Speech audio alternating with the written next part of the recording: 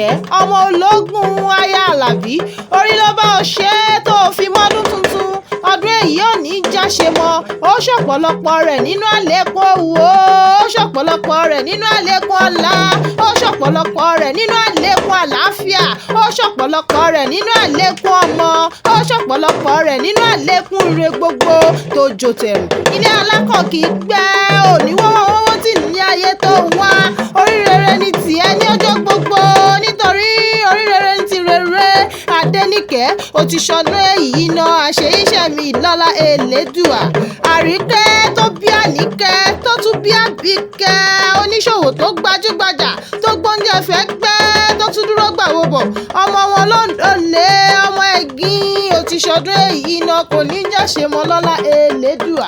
Adenike adé ọba àríkẹ́ ò jẹ́ ìyára rẹ̀ lé bàbá tó bí ọlọ́mọ ìwọ lọmọ Àjàyí ògidì olú oníkànga àjípọn ẹni Àjàyí gbàgbàgbà tí ò lè gbà tán gúnugún ní gbọlúwa rẹ Àjàyí wẹ̀ lódò gbogbo ọmọge ń yọwọ́ ọṣẹ dára mọ́dún tèmi ni ó gbà Àjàyí ògidì olú mo ní ọṣẹ tèmi ni ó mú Àjàyí gbà wá lódò o